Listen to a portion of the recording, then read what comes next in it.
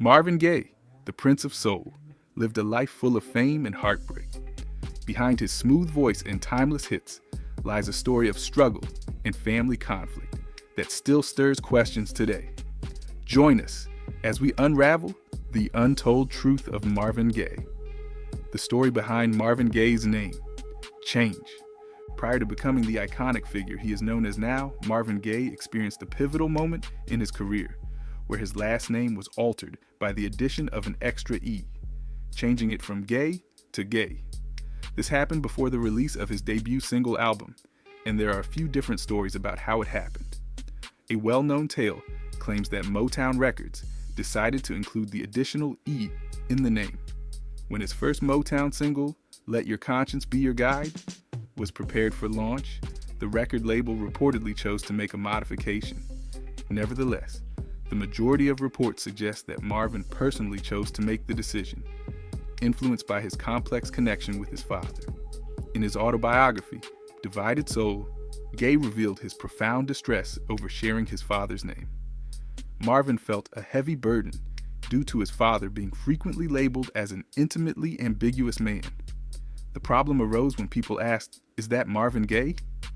Not only did they mention his name, but they also pronounced it with an interrogative tone.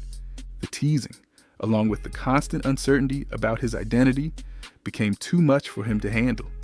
Gaye felt confined by the never-ending jokes and assumptions that were associated with her name. Beans Bowles, a music producer who was familiar with Gaye, recalled how much it troubled him. He resisted it, Bowles stated. The cats would tease him for being gay, even though they knew he wasn't, but they were aware that he loathed discussion about it. Gayeski was the name we called him. That also bothered him. Gaye was deeply hurt by the continual taunting. It wasn't simply a matter of a name, it encompassed his essence, his true self, and his public image. In order to avoid the unpleasant feeling, he made the courageous decision to alter the way his name was spelled. Adding an additional E allowed him to create a separation from the painful connections to his father's name. It was a minute alteration, yet for Marvin Gaye, it symbolized a new start in shaping his identity independently, apart from the ridicule and bewilderment that had trailed him for an extensive period. What other part of Marvin's story has been kept away from the world? A glimpse into acting. Marvin Gaye attempted to pursue a career in acting, in addition to showcasing his musical talents, aiming to emulate the success of icons like Elvis Presley and Frank Sinatra. Music is my love, it's all I know. In 1969 and 1971, he appeared in minor roles in two movies, The Ballad of Andy Crocker and Chrome and Hot Leather. These films, which are now somewhat overlooked, demonstrated Gaye's capability as an actor. His handsome appearance, divine singing ability, and increasing popularity attracted filmmakers to cast him in movies. Both movies, which came out in the last years of the Vietnam War, showcased Gaye in the role of a Vietnam War veteran.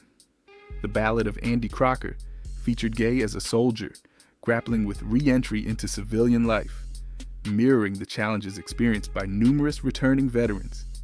He depicted a Green Beret seeking vengeance in Chrome and Hot Leather, following his fiance's death by a biker gang. Even though Gaye did not achieve success in his acting career as he expected, these roles provided an opportunity for him to showcase a different aspect of his skills. Singing it with that kind of music as the background gave me an inspiration, and I asked God that when I sang it, would he let it move men's soul? His short foray into acting showed his desire to achieve more success. However, music would always be his true passion. Where was Marvin born into? What kind of life did he have during his childhood days? Born into struggle. Marvin Gaye Sr. was a man who wielded strict control over his household. His family always lived in fear of his violent outbursts and the religious excuses he used for his actions. Each era resulted in severe consequences, and no one could evade the impact of his power. Marvin Gaye Jr., who later became one of the best musicians of his era, was raised in a backdrop of ongoing stress and emotional chaos. Even in his youth, he understood that he would never get the love he desired from his father. Instead of that, he discovered comfort in his music, which served as his means of avoiding the suffering of his family life. Marvin Pence Gaye Jr. was born on April 2, 1939, at Freedman's Hospital in Washington, D.C., to Marvin Gaye Sr., a stern church minister, and Alberta Gaye, who worked as a domestic worker. He was born in a city with a deep historical significance, yet also plagued by severe poverty in certain areas. Marvin lived in his first residence at the Fairfax Apartments, located in the southwest waterfront community. The neighborhood was nothing like the elegant residences found in Washington's wealthier regions. The small, run-down buildings did not have essential amenities, such as electricity and running water. The residents gave the area the nickname Simple City due to its crowded shacks and messy alleys. Marvin experienced similar hardships and struggles in his childhood as the neighborhood did.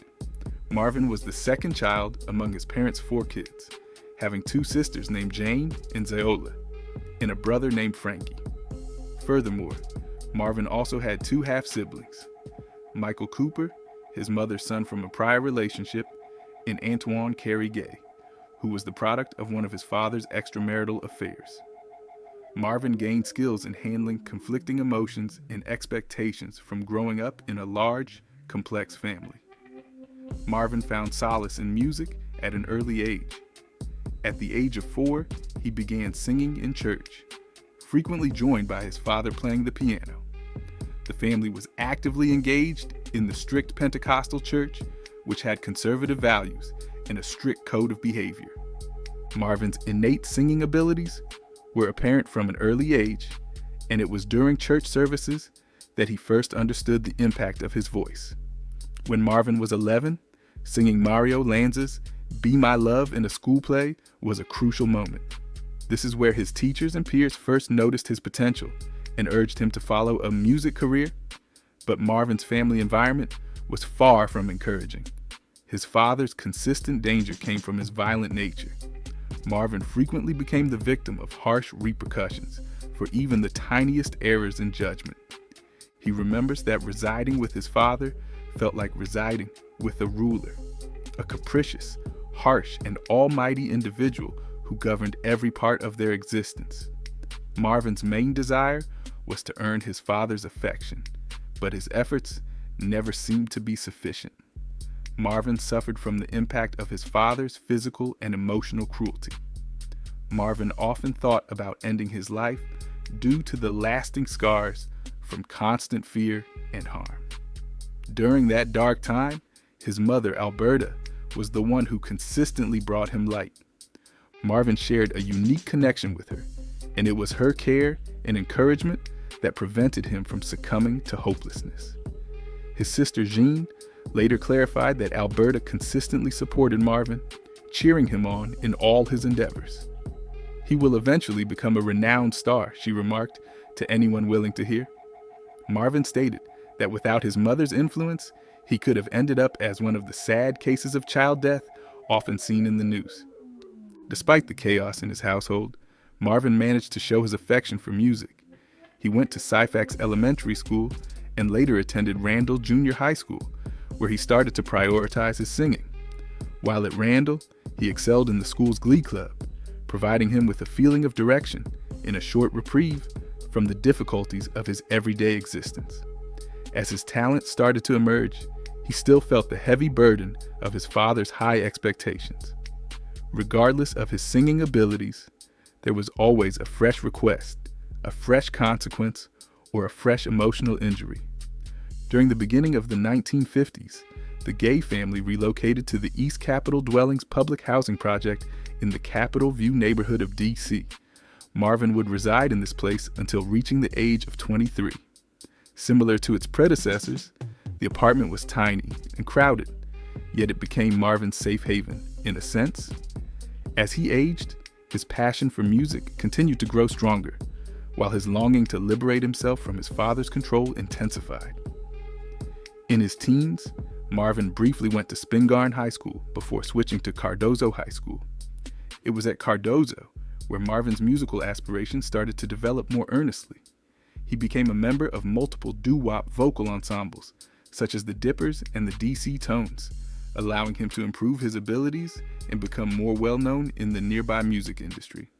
However, his father's behavior at home remained unbearable, even as he achieved greater success in music. Marvin frequently got expelled from the house, serving as a painful symbol of their broken relationship. But this wasn't his only battle. In trying to escape the struggles of his childhood, he found himself caught in even bigger challenges. Marvin's escape from the Air Force. Marvin Gaye experienced an intolerable home life, characterized by ongoing stress and dread due to his father's harsh and harmful authority. Eager to get away, Marvin opted to join the Air Force with hopes of becoming a pilot. However, he paradoxically feared flying. His choice to enlist in the military was not only about a job, it was a means to rebel against his father. Marvin expressed his exhaustion with his father's home. He needed to leave. He struggled to meet his expectations and lacked focus to complete my high school education. Nevertheless, after enlisting in the Air Force, his romanticized view of military experience faded rapidly. Marvin struggled to adapt to the strict regulations and structured environment of the military. His defiance clashed with the strict discipline. He later expressed that he had feelings of betrayal. He said he entered to train as a pilot, but ended up peeling potatoes in remote bases across Kansas, Texas, and Wyoming. Marvin ended up trapped in mundane chores, far from the thrilling adventures he had envisioned. His frustrations escalated, leading to behavior that attracted attention for negative reasons. He confessed to having his first intimate experience with a prostitute in a small town where he was stationed. In time, Marvin became weary of the military and made the decision to take control of his destiny. Trying to get out, he started acting strangely, trying to make the officials believe he was mentally ill. His strategy was successful. Marvin was released with a commendable departure, yet his sergeant's last evaluation stated, "Airman Gaye struggles to adapt to rules and leadership." Marvin had successfully evaded the Air Force, but the ordeal left him disenchanted, much like all other aspects of his life that fell short of his hopes. The getaway he had anticipated did not go as planned, yet it did signal the start of a new phase in his life. Marvin Gaye's duet tragedies. During his time at Motown, Marvin Gaye gained a reputation for his exceptional vocal talent and his knack for working well with fellow musicians. One of his standout qualities was his collaboration in duets. Simply look at my departure as just such a thing, and I'm here for... Throughout his career, he performed alongside various renowned individuals on stage. His first singing partner was Mary Wells, who was considered the leading lady of Motown music back then. Their joint effort in 1964 with the track Together gave Gaye a chance to shine, but it also slightly compromised Wells' unique sound, causing her supporters to believe that her originality had been subdued. Even though the album only reached number 42 on the pop charts, it was a significant moment for Gaye, allowing him to display his singing skills to a broader group of listeners. However, following this partnership, Wells departed from Motown, and Gaye was then matched up with another musician, Kim Weston. Gaye discovered a more powerful musical connection with Weston. They jointly put out the album Take Two, which became a huge success. Weston's strong impact on Motown was solidified by the album's success. But similar to Wells, she eventually departed from the label, signaling the conclusion of their successful collaboration. Although faced with the difficulty of losing his duet partners, Gaye's most important and prosperous partnership occurred in 1966, when he started collaborating with the talented young Tammy Terrell. Gaye and Terrell's partnership was truly enchanting. Their connection was undeniable, and they collaborated to produce some of the most beloved duets in Motown history, such as Ain't Nothing Like the Real Thing and You're All I Need to Get By. Their voices melded seamlessly, producing a passionate and timeless sound. However, tragedy occurred in October 1967 during a show in Farmville, Virginia, when Terrell fell unconscious in Gaye's embrace. she was quickly taken to the hospital, where medical professionals found a cancerous brain tumor. This diagnosis led to the end of Terrell's career as a live performer, but she still made music recordings while being closely monitored. Gaye was devastated by the news of Terrell's illness. The idea of losing his duet partner affected him greatly, both in personal and professional aspects. Terrell's health issues led to major recording delays, and despite the successful singles being released, her health declined. She had several surgeries in an attempt to remove the tumor, but her illness started impacting the recordings they had planned together. Gaye became increasingly disheartened by the situation as his disillusionment with the music industry deepened. The agony of witnessing his significant other in pain was worsened by the continual pressures of the company. His increasing frustration caused him to become more isolated, despite his career reaching new heights. During the chaos of October 1968, Gaye performed the national anthem at Tiger Stadium in Detroit during Game 4 of the World Series. The occasion between the Detroit Tigers and the St. Louis Cardinals was deeply touching for Gaye, a devoted baseball enthusiast. However, the show provided him with a sense of relief, a short period of peace in the midst of his turbulent personal life and the difficulties he was encountering in the music business. Towards the end of 1968, Gaye's luck drastically changed. His rendition of "I Heard It Through the Grapevine" achieved the top spot on the Billboard Hot 100, marking his first #1 hit. The song was a huge hit, reaching #1 in multiple countries and selling more than 4 million copies. Even though this accomplishment was expected to be a standout moment in Gaye's professional life, he had mixed emotions. He was reported to have said that he did not earn the success. To him, the accomplishment seemed empty. He confessed to feeling like a puppet, controlled by Barry and Anna. Gaye was feeling the burden of Motown's strict control over its artists, with the system prioritizing commercial success over his artistic freedom. In spite of these emotions, Gaye kept releasing one hit after another. Both "Too Busy Thinking About My Baby" and "That's the Way Love Is" achieved a spot in the top 10 of the Billboard Hot 100 in 1969. In that very year, his album MPG achieved the top spot on the R&B charts for the first time, establishing him as one of Motown's most accomplished artists. Throughout this time, Gaye collaborated with other artists to write and produce successful songs. He showcased his versatility as a performer and producer by collaborating with the originals on tracks like "Baby I'm For Real" and "The Bells." Nevertheless, despite his achievements in business, Gaye still faced personal challenges. In 1970, Tammy Terrell sadly died from the brain tumor that had halted her career. Gaye was deeply affected by her passing. He grieved her intensely, and the absence made a lasting impression on both his heart and his music.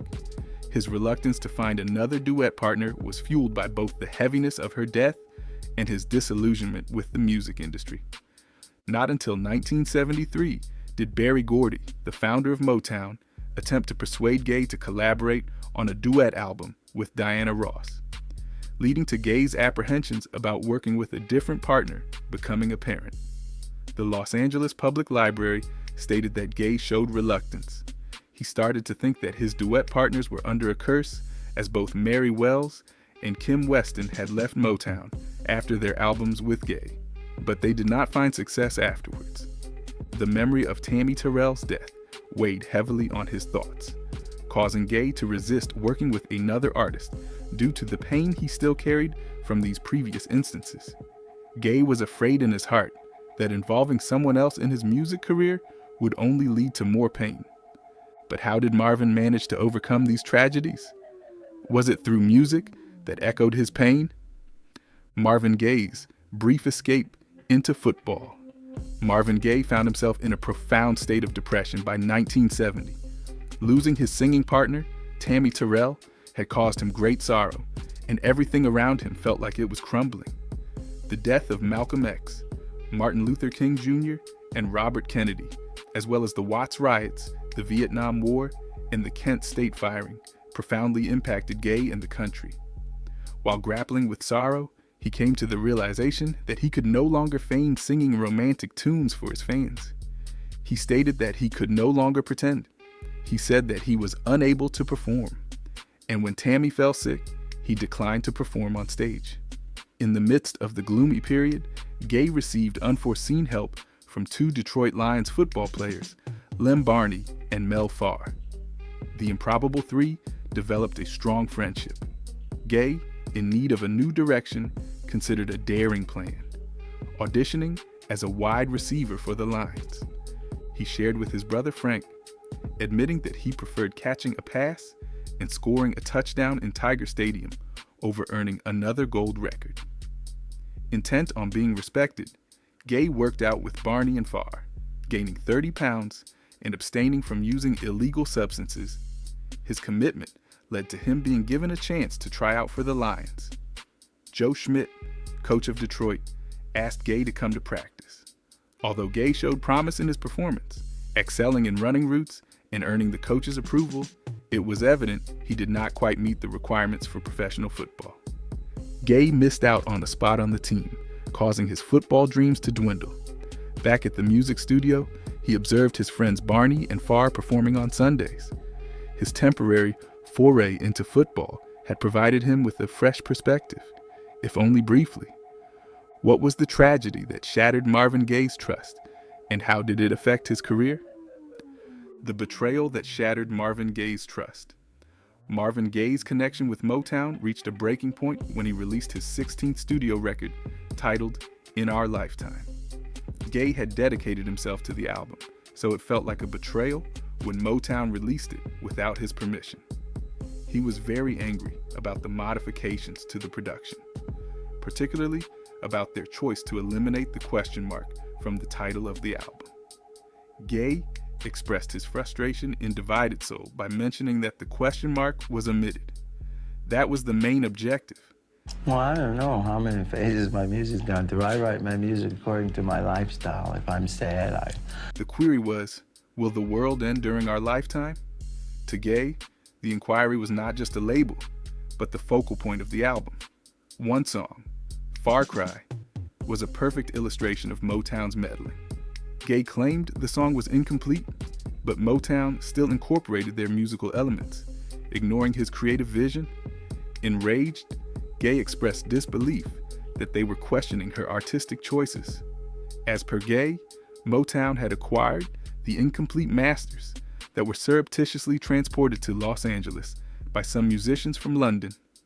Even though Gaye was angry and the work was incomplete, Motown still distributed the record globally, which made Gaye feel powerless.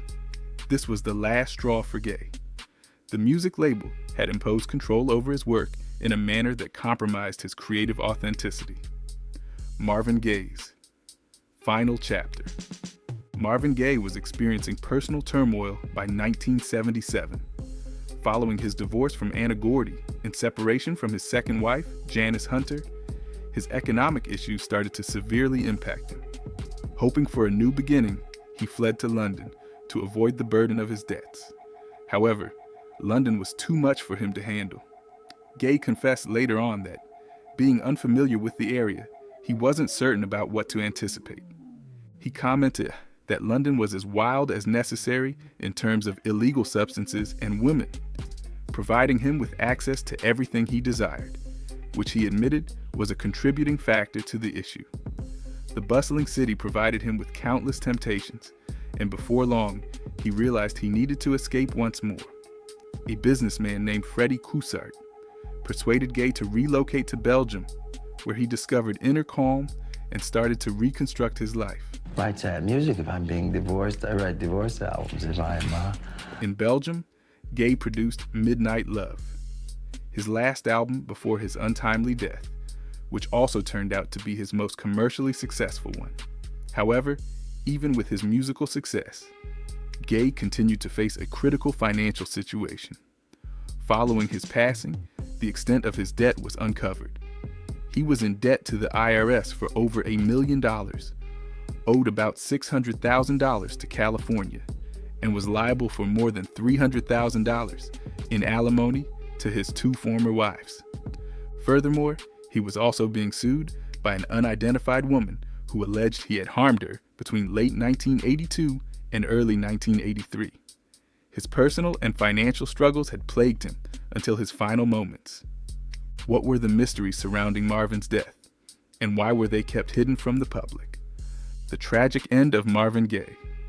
Many people are familiar with Marvin Gaye's unfortunate passing in 1984, yet the details of his death hold a chilling surprise. Gaye had given his father a .38 caliber revolver as a gift, which his father used to fire him 4 months later. According to Gaye's mother, Alberta, Marvin Sr. had always believed in having multiple guns in the house for added security. The firing took place at 12:38 p.m. on April 1, 1984 in Gaye's bedroom.